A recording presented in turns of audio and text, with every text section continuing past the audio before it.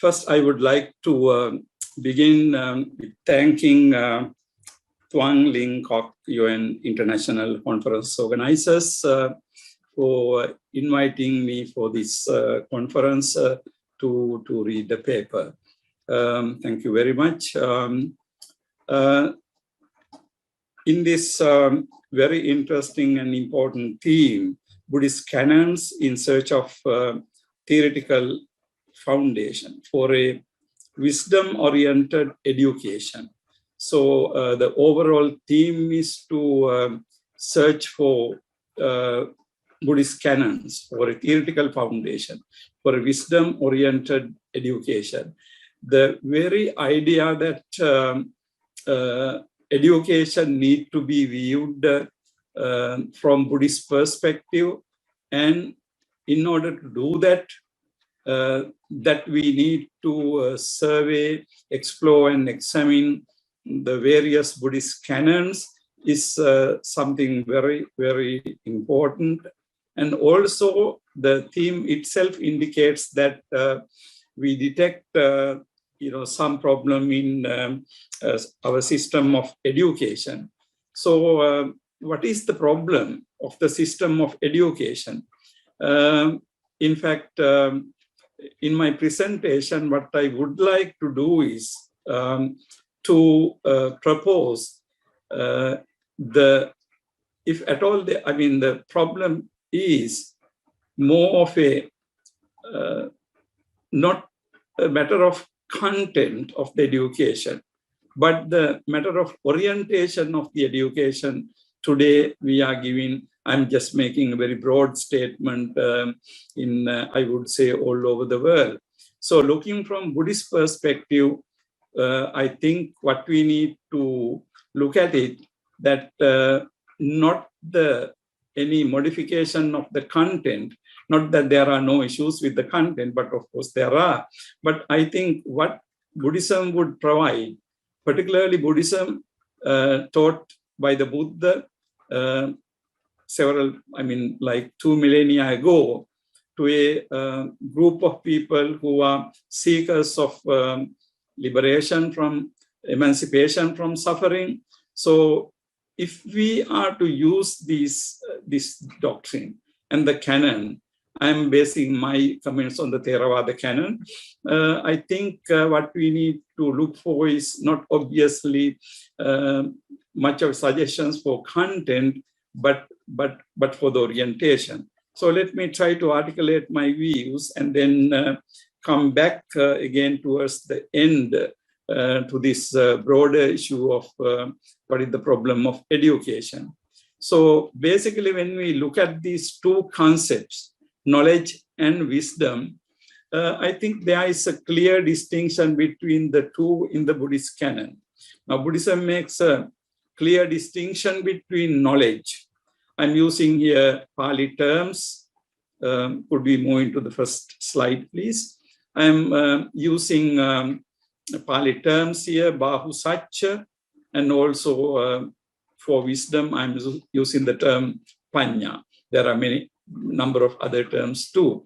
So Buddhism makes a clear distinction between these two concepts.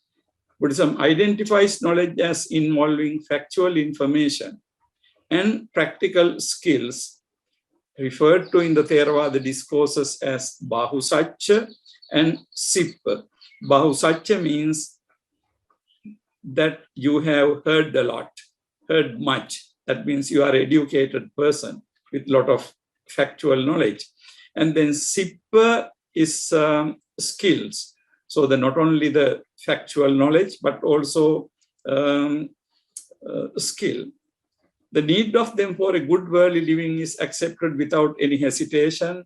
If you, refer to the Mangala Sutta, Bahu Satchancha, Sippancha, these things have been described as Mangala or auspicious things. So therefore, there is no any, debate, need of any debate about the need of knowledge for our life.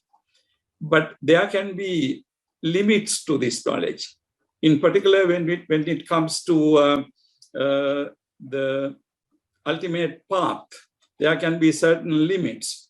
But anyhow, I'm not going to deal with those things today in particular. But apart from that, there is no issue about the need for knowledge. And then we will move into the next, where when we look at wisdom, the term used is panya, but at the same time, we have many other terms, like in the first sermon of the Buddha, we know that in the Dhammacakkappavattana Sutta, Buddha uses terms like chakku and eye, that being able to see, jnana, knowledge, panya, wisdom, vijja, what could be translated as, say, science, and aloka, light. So all these things indicate some kind of quality in the person. So when we look at the nature of this quality, I have given here a few statements. Knowledge is quantity and wisdom is quality. And one thing is to have something, the other is to be. I come to this point again at the end. So knowledge we accumulate, we acquire, and then wisdom ultimately becomes imbibed in our own character. So we are talking about two different types of things. And knowledge is a means and wisdom is an end. Now knowledge is a means, now we are using knowledge in order to achieve certain things. But wisdom is an end. I mean, there is nothing further to wisdom. So ultimate aim should be wisdom. So wisdom is an end. And knowledge has limits and wisdom does not. So again, knowledge has limits. I indicated earlier too, knowledge can have limits. Now, particularly in the entire Buddhist tradition, not only in Theravada, larger Mahayana and other Buddhist traditions, we have this concept of limits of knowledge. Now, in the Sanskrit Buddhist literature, we have this statement attributed to Venerable Mahakashyapa, etavad jnana idang na bhuyah. Knowledge is up to this, no more. No more is needed.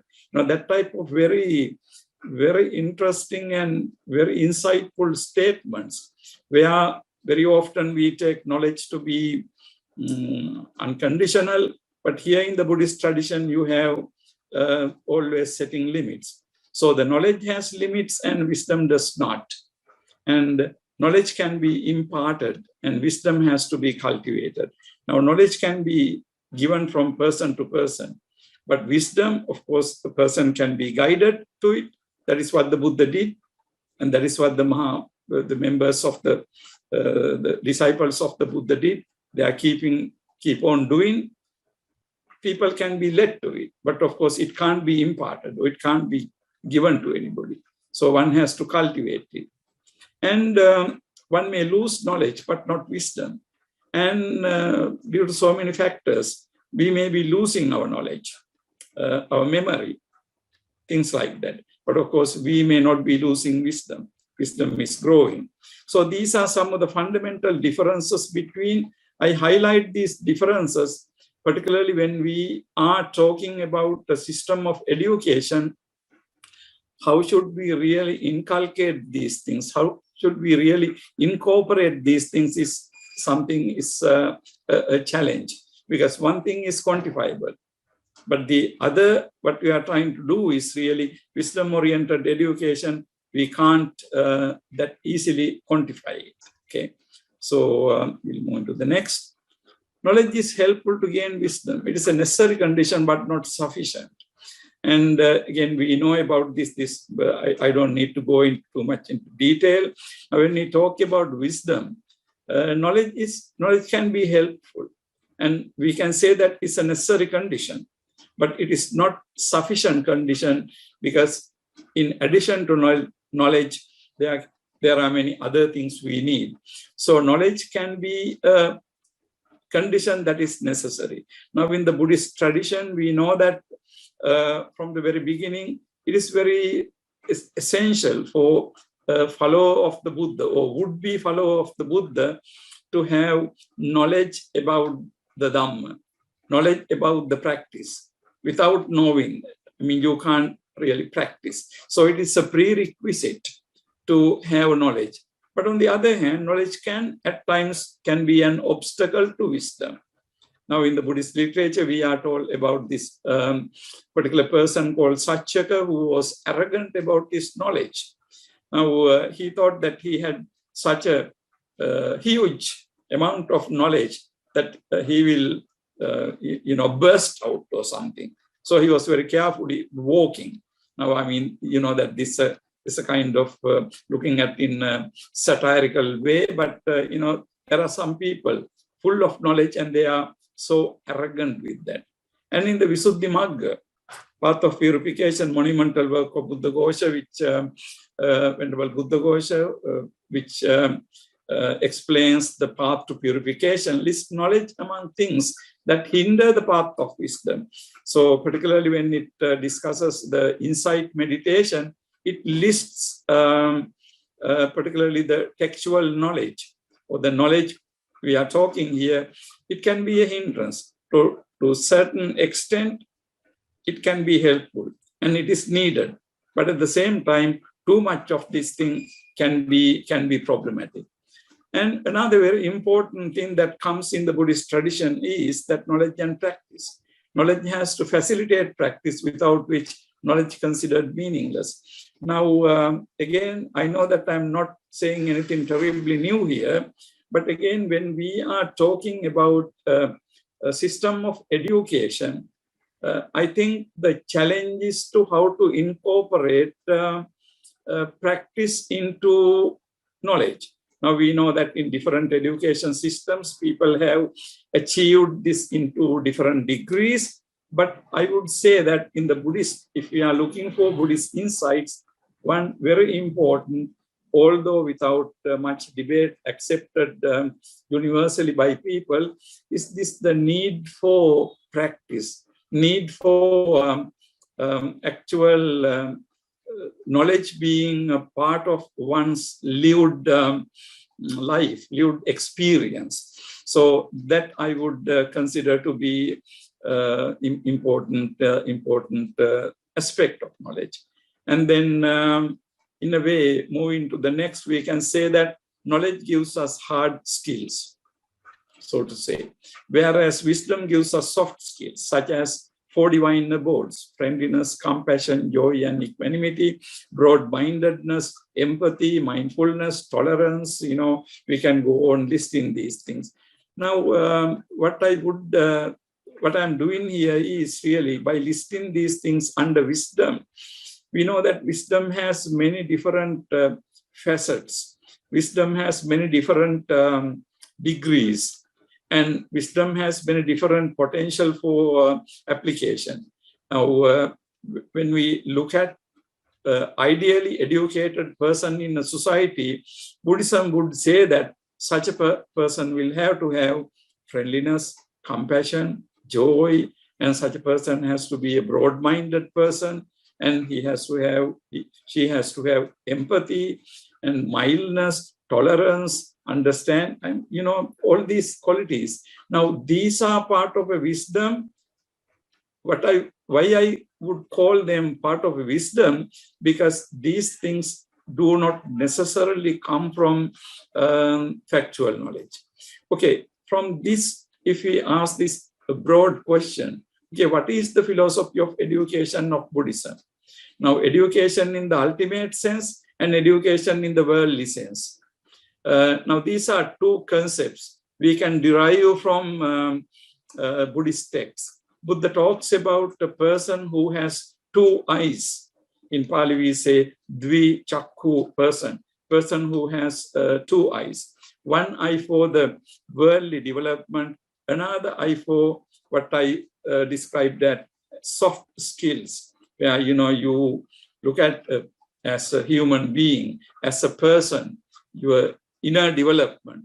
So Buddhism always goes for, when it talks about the ordinary society, that they need to have two eyes. It never says that you have to have only the eye for this world. But on the other hand, when it comes to the society at large, Buddhism wouldn't say that you have to have only the eye for the spiritual development or something. Of course, if we are discussing here a person who has dedicated her life for liberation from suffering, then Buddhism would say, okay, forget about this world.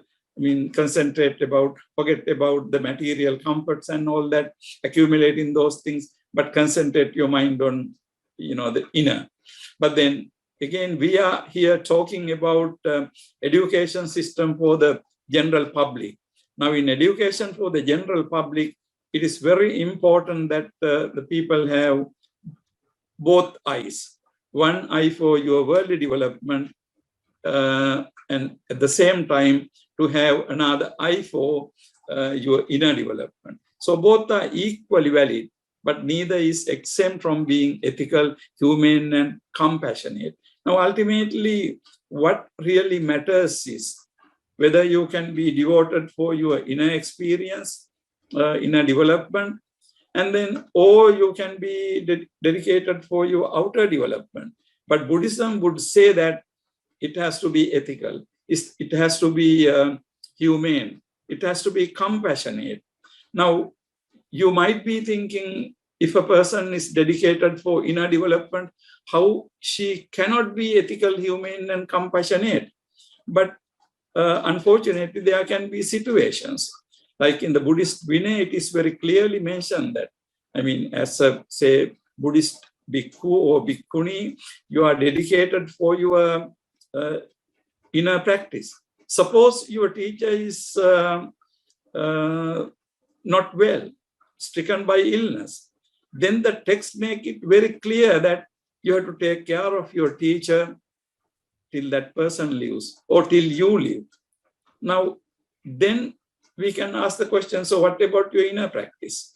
Actually, the inner practice is incorporated there. But you can't say that I have to meditate, I have to do my practice, so I don't have time to attend to these things. But then it becomes an issue of being ethical, being humane, and being compassionate. So I think the Buddhist education, I mean, we talk about the philosophy of education. It is very important. Ultimately, these, I would say, qualities are overarching qualities in the system of education. Whatever the way of life you live, ultimately it has to be humane, it has to be compassionate, it has to be ethical in the sense, the guided by a very strong sense of what is right and what is wrong. Okay.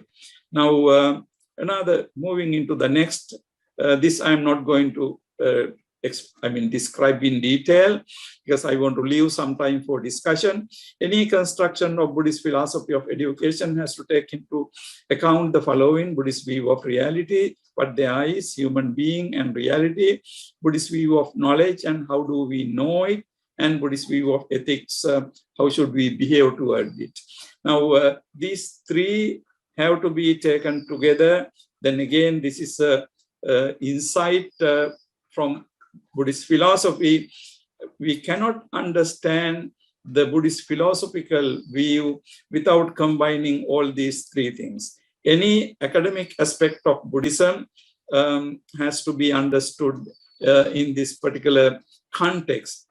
Just before sitting for this lecture today, I was reading Professor Y. Karunadasa's Buddhist Analysis of Matter, and his last chapter, not connected actually for this presentation, but something that struck me was in that last chapter, he makes it very clear that Buddhist analysis of matter has to be properly located within the Buddhist soteriological context. In the same manner, any philosophy of education has to be located in that. And then I will jump into the role of the teacher again. Briefly has to be understood, bearing in mind these concerns and the basic distinction between the knowledge and wisdom. So who is the teacher? What is the role of the teacher? Again, I don't have time to go into detail, but depending on our interpretation, depending on what we try to give away from education, depending on kind of end product which we try to produce at the end of education. I think the role of the teacher is again very important. This is another area where Buddhism could really contribute much. But again, these are very broad issues. I'm sorry for bringing these large issues without discussing, but just to make my picture complete. And then moving finally to the last slide, Buddhism is not against knowledge. Now, this is more of a historical thing, because we know that in the histories of religions, there are occasions where religious traditions go in against knowledge and try to establish one particular type of knowledge and dictate in terms of knowledge and things like that. But Buddhism is not against knowledge. Buddhism is not against scientific knowledge. In the Buddhist traditions, we have never heard, kind of wars waged against the scientific knowledge or anything like that. But the important thing is it has to be guided by right understanding, samadhi. So long as it is guided by samadhi, Buddhism doesn't have any, the difficulty problem with knowledge. Nor is wisdom hazy or mystical. Ultimately, when we talk about knowledge versus wisdom, sometimes we tend to think that wisdom is something hazy and mystical, something like cloud of unknowing. That point also I would like to refer to here again nominally. The Buddhist concept is really, the concept of wisdom is not really hazy or mystical. Okay, coming into the end of my short presentation, ultimately talking about the Buddhist philosophy of education, wisdom-oriented philosophy of education, I think ultimately Buddhism would like to see a world where people live, where people practice, where people live compassion and understanding, compassion and wisdom.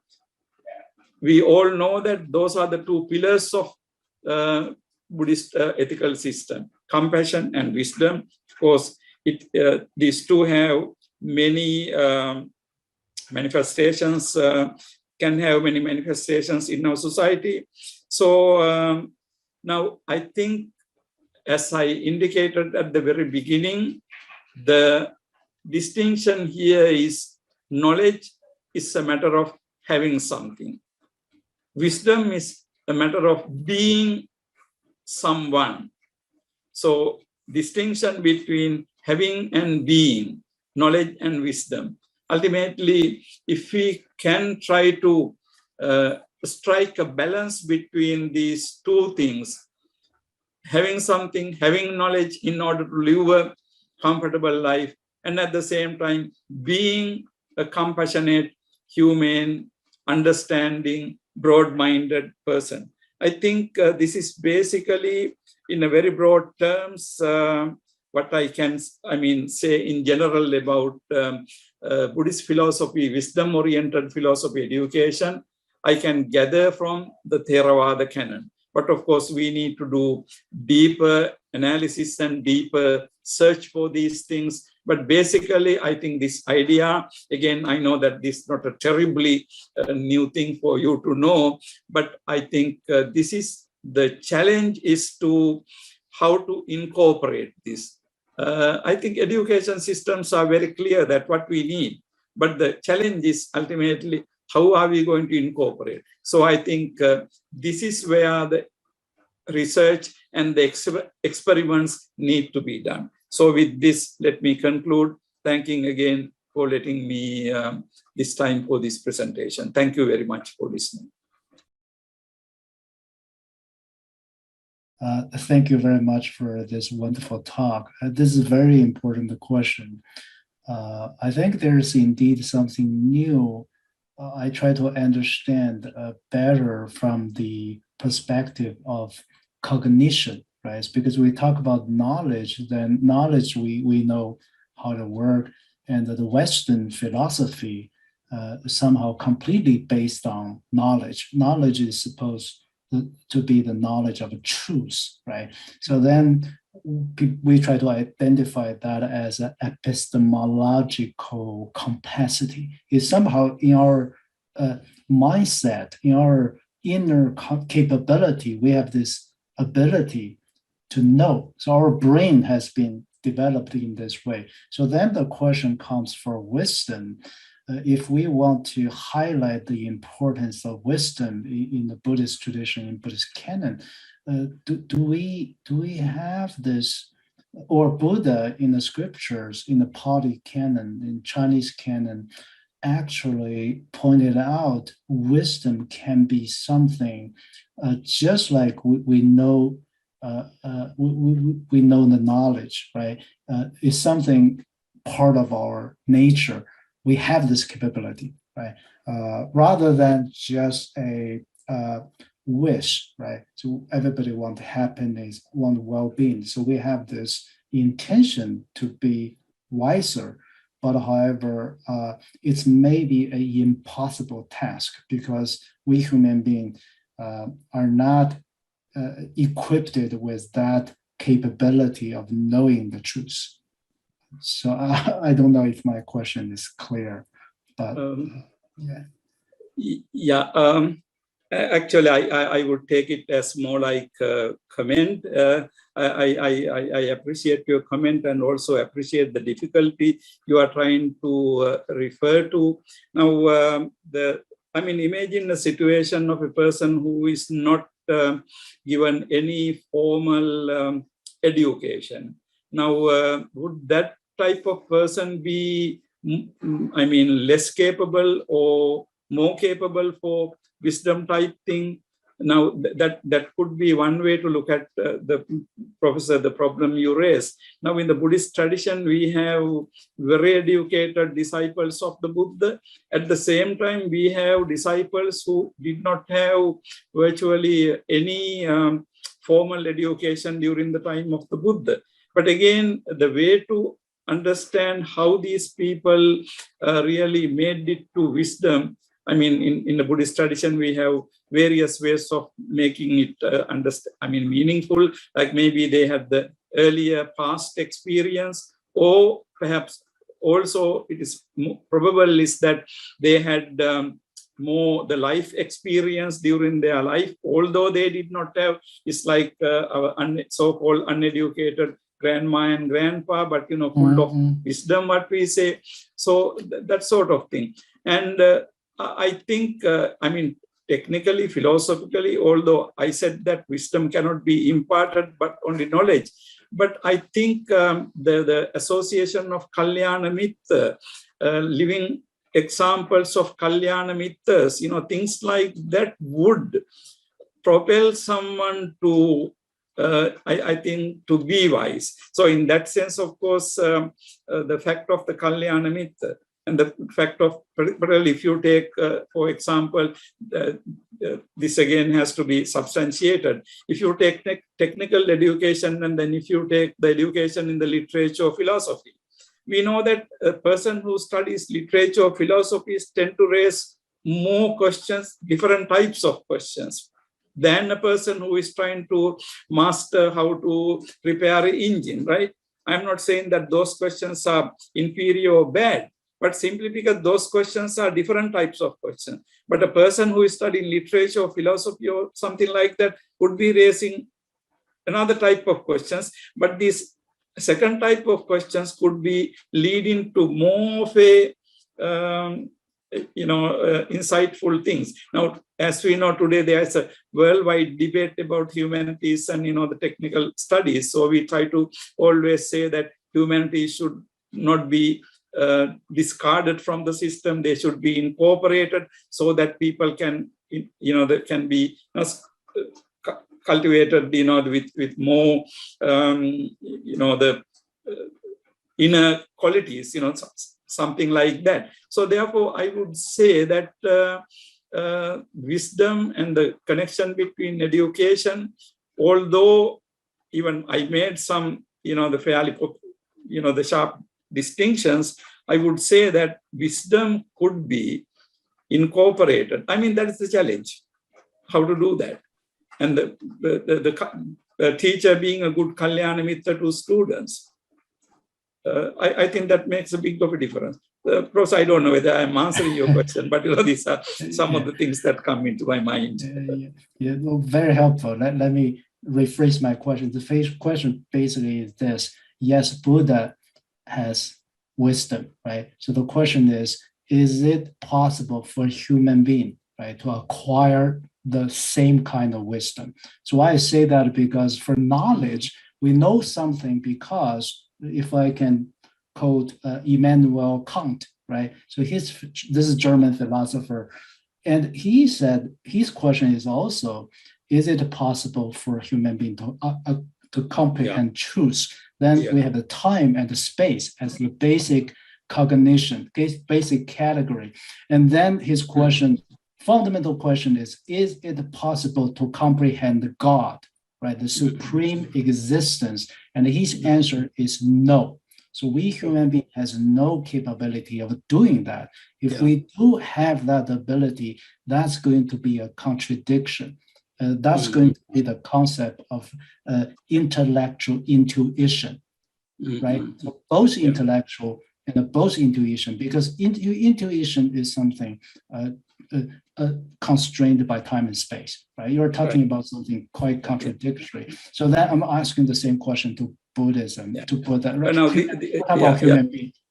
This time it is much clearer. Actually, the couple of observations, again, I don't know directly whether I'm answering your question, but it's very interesting.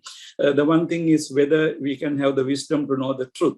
Now, again, we know that from the very early, you refer to Kant, but again, if you go to Socrates, we know that Socrates ultimately left this question of, the wisdom pretty open. He didn't answer that in Theaetetus, whether knowledge is justified through belief, but he left it open. So now we know that there's a kind of skepticism. I think coming from there to Buddhism, Buddhism also believes that there can be certain forms of knowledge or the entirety of knowledge that there can be situations we are not capable. Our life is too short, or we are not. It is not possible for us to get all knowledge. I think in the Buddhist tradition, that particular stand is very clear. Now, we have a story in the Sanyutta Nikaya where a Buddhist monk, according to the story with miraculous powers, he tries to reach the end of the universe, by going very, very fast. So the story says that Buddha let the person travel like that for 7 days. And then finally, Buddha dragged him back. And Buddha said something very interesting. Buddha said that you can never reach the end of the universe by walking or by traveling. In Pali, it says, Gamanena napattabbo lokasanto kudajana. Sorry for bringing Pali, but it's clearly said that you can never. But Buddha says, on the other hand, without knowing your own experiential world, you can never end the suffering. So, Buddha simultaneously made it clear that there are certain things simply because you are humanly limited, you can't get these forms of knowledge. But on the other hand, you can get your emancipatory knowledge. I think that is where Buddha wanted to bring, the hopes to the people. If people were worried about knowing everything, all the facts about the situations, Buddha said, maybe forget about it. You will never be ending, doing that. But then Buddha said that, but sit down and do what I say, and you will get the answer to a very fundamental question you have. So here you can see it is a compromise between kind of skepticism on the one hand. So Buddhism accepts kind of skepticism, really, according to my understanding. But on a very particular thing, Buddha would say that you can do that. Now, you refer to Buddha. Can we get the same wisdom as the Buddha?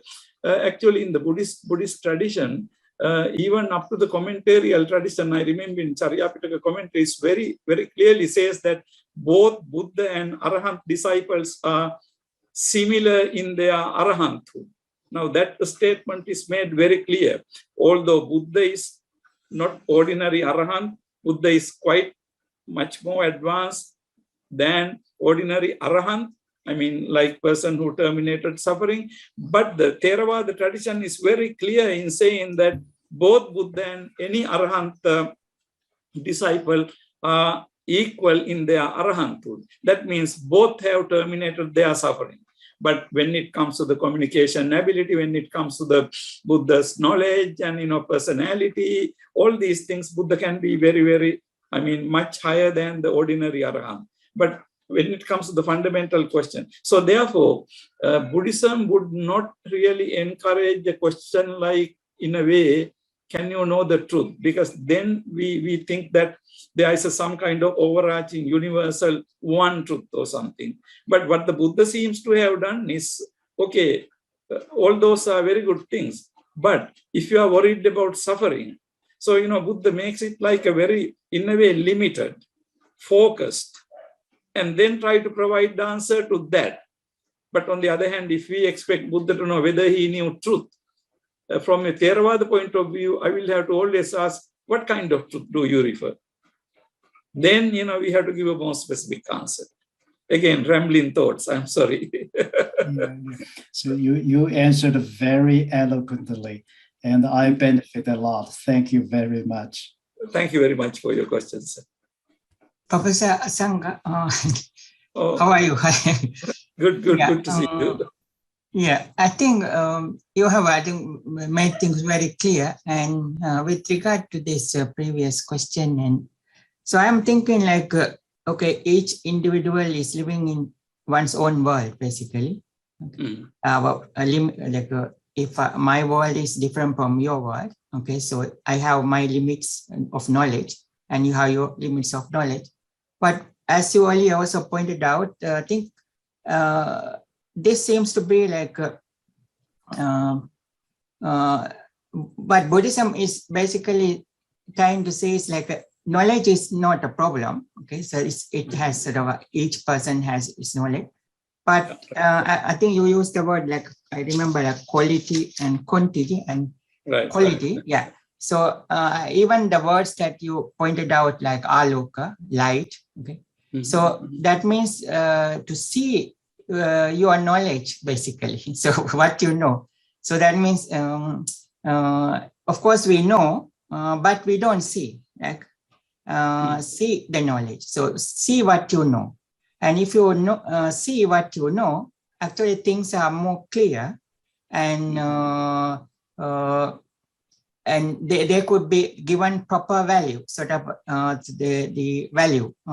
But if you know, of course, our knowledge we attribute to things different values, and maybe based on what we have learned and what other people have learned, and so what by ourselves, based on our maybe understanding, we will, if we see things clearly, we will be able to attribute the true value in relationship to oneself, basically. Mm-hmm. Is it something that you are saying? So do you make a difference between knowing and seeing?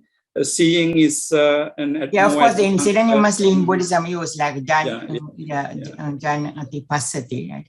Yeah, so but I am saying, I am thinking that whether this kind of like answer, like actually, Professor Somrat, that's a very interesting observation, because now at one point, particularly if you take the noble truth of suffering.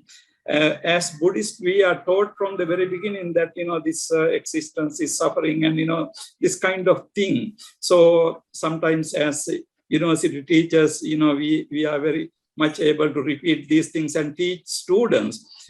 But I think where I agree with you is that that knowledge, my knowing, is not at all sufficient, because I have been teaching it. But if it really, when it comes to me as a personal experience, maybe I'm not good enough to handle that. So in that sense, of course, you are knowing. Now, interesting example, something like this. Now, when suppose, according to the discourses, when you realize the nirvana, when you become an arahant, what you see is, say something like yankinchi samudaya dhammang sabbantang nirodha dhammang, whatever rises.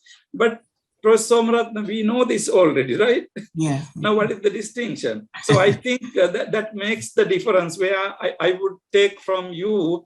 So you have to see. Seeing also is not really ordinary seeing, but vipassana or insightful seeing. Yeah. In other words, it's like a different dimension of understanding, I would say. So on the one hand, we know the Dhamma at the factual level, but at the same time, we know the Dhamma from our life. Now, that is what I was having in my mind when I said, when I wanted to call that wisdom. Yeah. Okay? Yeah. Like that. Can I ask a question? Yeah, sure, Venerable. It's an honor. Good to see you.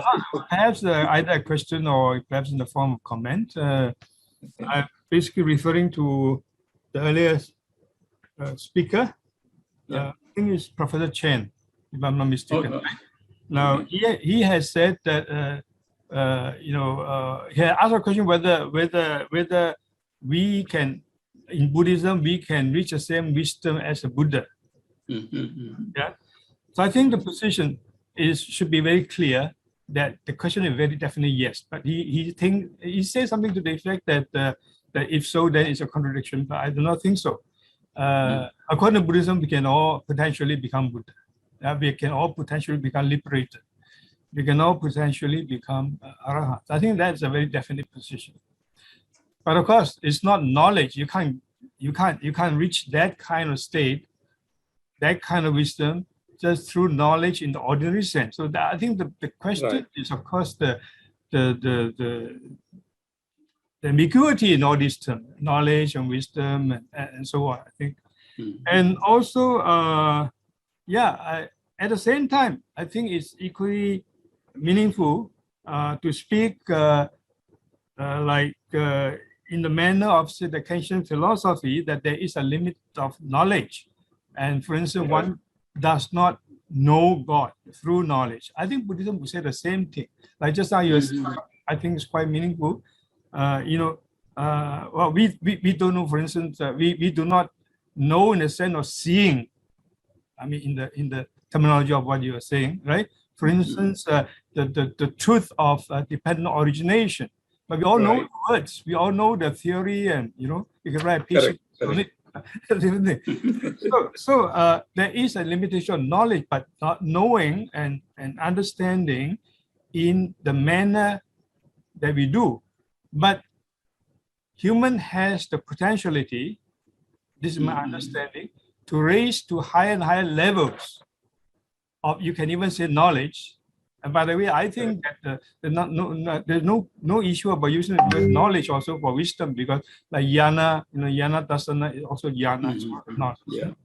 So it's a question of knowing at what level. And then it's also a question of realization. And ultimately, we actually can know what the Buddha knows. I think that's a position of, but not in this intellectual manner, not conceptual analysis. Yeah, Venerable Dhamajyoti, I fully agree with you. I mean, technically, everybody has the potential of becoming a Buddha. So therefore, that means that. So in that sense, yes. I mean, everybody can reach what the Buddha reached. What I try to articulate was in the Pali tradition, we make this distinction between the Savaka, and the Savaka can become an Arahant. So so that distinction. But if you take ideally, yes, any person with the striving and perfection of paramitas can become a fully enlightened person. Thank you, Venerable, very much for your comments. Thank you. I've got one question for Professor Asanga. Now we know from early Buddhist texts, there are two kinds of way one gets enlightened. One, probably, I could be wrong, please do correct me. One is called through insight, something like that. Another through meditation. Now, my question is, if there is any description about the difference between the insight which enables one to get enlightened and the intellectual understanding of our common sense, common knowledge. For instance, you train somebody through skills, you teach somebody to accumulate knowledge, and then eventually they get kind of an intellectual understanding. What's the difference between this kind of a worldly intellectual understanding and that one which, say, Shariputra used to get enlightened? Thank you. Thank you very much. In fact, this intellectual aspect, or the knowledge we acquire from, say, I would say worldly knowledge, whether it leads to insight or liberation, if I rephrase your question. As I tried to say, there can be sometimes where knowledge, that kind of knowledge can be even a hindrance. But of course, that is only one possibility. But apart from that, I would say a person, whoever develops the knowledge, intellectual aspect of knowledge, without even thinking about, say, soteriological things, still can be helpful. Like what you referred to, Venerable Sariputta's case. Now, according to traditional, the Theravada literature, when Venerable Sariputta as ordinary, lay person, met the Venerable Assaji, and he wanted to know the Dhamma, then Assaji had said that, well, look, I'm a newcomer, I don't know much. But then when he keep on pressing, Assaji, it says that, said one stanza which captures the essence of the dependent co-origination. And Sariputta, his name Upatissa, as a layperson, according to the story, said that, yeah, he got it. But on the other hand, we know that Buddha himself says that to understand Pratitya Samutpada is not very easy. When Venerable Ananda said that Pratitya Samutpada is easy, Buddha said that don't say so. But then on the other hand, how did Sariputta did that? Only way to explain it, like his worldly knowledge, his worldly intellectuality. So I think that story itself is and can be taken as an example. Any kind of knowledge is not really, according to, let me put it that way, waste. That's why I, in my presentation, try to say that problem really is not really the content of the knowledge, but the orientation. So, but the person who has knowledge, person who has thought about something deeply, even if it is not about the Dhamma, still can be direct that understanding to Dhamma, I would guess. Thank you. I don't know whether I am answering the question. Not yet.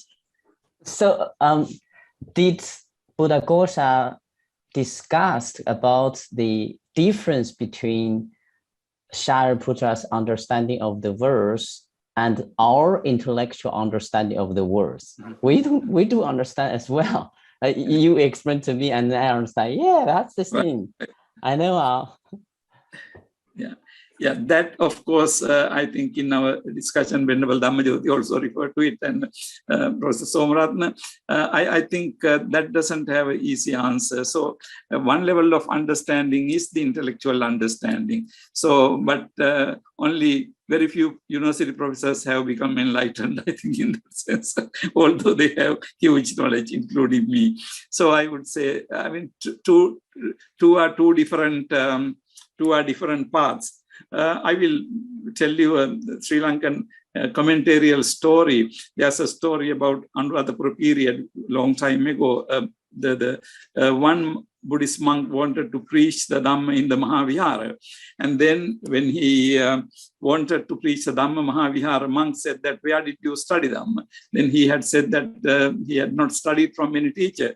Then he was sent to a teacher. Okay, you go first and study under a teacher and then come and preach.